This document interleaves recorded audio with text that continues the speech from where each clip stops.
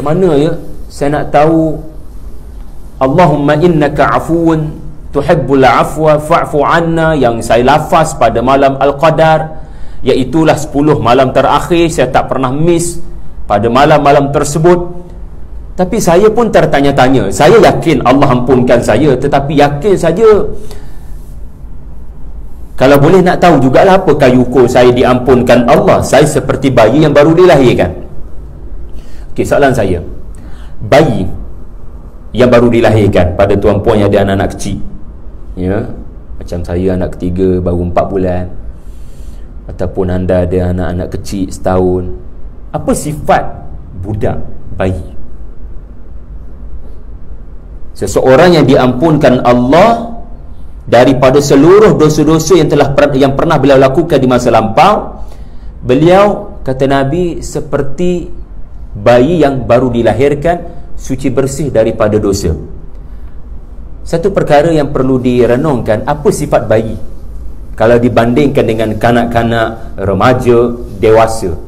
Apa yang membezakan zaman bayi, zaman kita dulu bayi, dengan zaman selain daripada bayi? Namanya kanak-kanak, namanya remaja, namanya belia, namanya dewasa, namanya orang tua.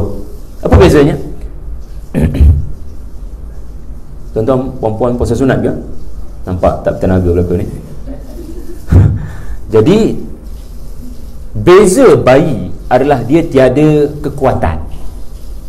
Bayi tiada kekuatan untuk melakukan apa yang dia mahu. Bayi tiada kekuatan untuk menepis bahaya yang datang. Selimut sahaja, kalau kita selimut sampai ke muka, bayi mungkin tak mampu untuk menolak selimut itu. Dia terlalu lemah. Bayi terlalu lemah, perlu diangkut, perlu diangkat, perlu didukung, perlu dibawa oleh bondanya atau ayahandanya setiap masa. Dia terlalu lemah.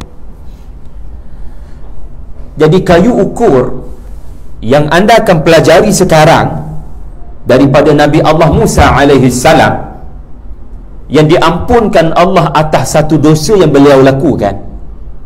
Seseorang bila diampunkan Allah daripada seluruh dosa, dia menjadi seperti bayi, iaitulah bukan sekadar bersih dan suci, tetapi dia akan menampakkan dirinya terlalu lemah, sangat memerlukan bukan bonda, bukan ayahanda, tetapi sangat memerlukan Tuhan dalam segenap perbuatannya. Orang yang merasakan dia tak ada dosa, orang yang merasakan dia bagus sangat, orang yang jarang beristighfar, orang yang tidak diampunkan Allah dosa-dosanya adalah dia merasakan dia sentiasa ada kekuatan untuk melakukan sesuatu perkara. Ma'adallah, na'udzubillah. Tetapi orang yang diampunkan Allah dosa-dosanya, cuba perhati diri anda dan diri saya.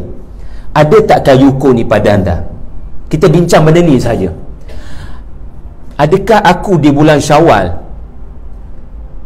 banyak menunjukkan bahawasanya aku di sisi Tuhan sangat lemah? Maknanya apa? Banyak tak kita merintih pada Allah lebih banyak daripada sebelum Ramadan? Bahawasanya saya ada masalah, wahai Allah, sebelum ni saya jarang mengadu kepada kamu bila saya ada masalah di tempat kerja, tetapi entah macam mana lepas Ramadan ni saya suka berdoa kepada kamu, wahai Allah. Lam akum bidu'aika rabbika syaqiyya, kata Nabi Zakaria dalam surah Maryam. Lam akum bidu'aika rabbi syaqiyya, aku tak pernah bosan mengadu, merintih dan menyebut kelemahanku di sisimu, kerana kamu sentiasa mendengar, kerana aku maha lemah dan engkau maha gagah.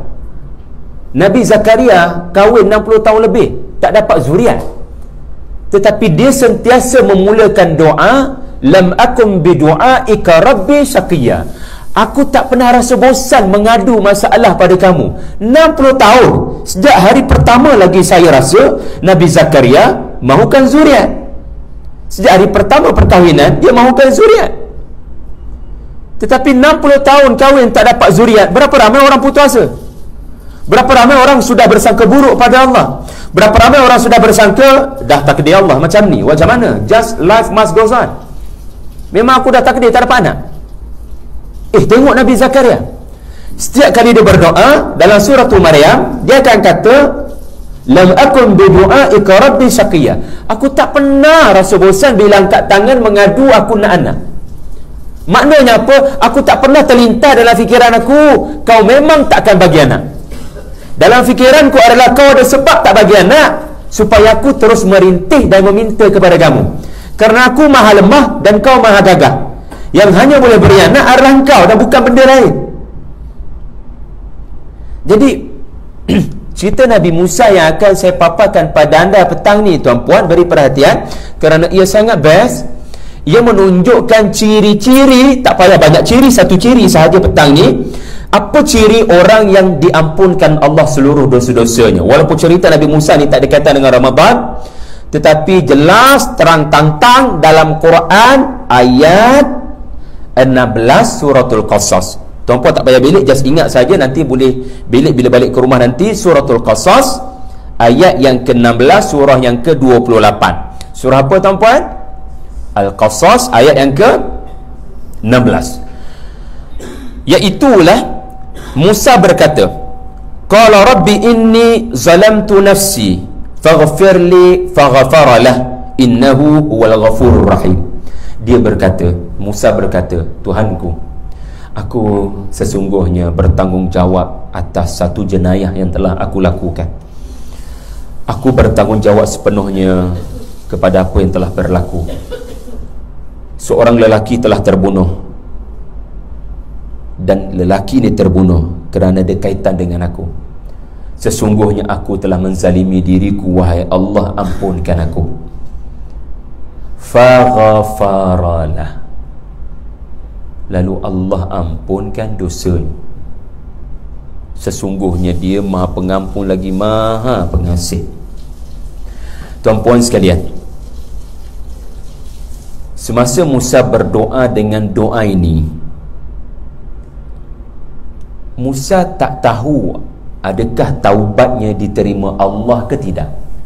Musa tak tahu, sebab Musa semasa peristiwa ini, saya akan ceritakan insya-Allah apakah peristiwa itu yang menyebabkan beliau bertaubat.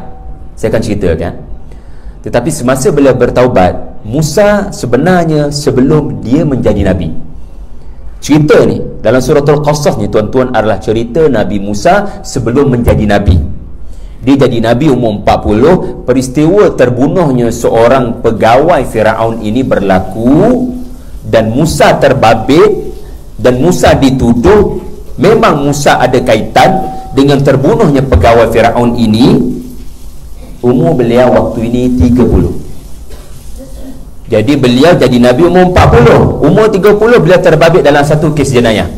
Apa hikmah cerita ni dirakamkan Allah? Supaya anda rasa diri anda di tempat Musa. Sebab anda dan saya bukan Nabi. Kita tak mampu lagi berkata-kata dengan Allah, karena Musa berkata-kata dengan Allah umur berapa? Umur 40. Umur 30 dia manusia biasa seperti kita di SME Bank. Kita tak tahu Allah ampunkan dosa kita ke tidak. Allah tak berkata-kata dengan kita. Allah tidak mencetuskan mimpi dalam lena kita memberitahu kita telah diampunkan Allah. Atau ada kalangan anda yang masa Ramadan kulit gelap, lepas Ramadan cerah belaka, tanpa menggunakan sebarang produk kecantikan.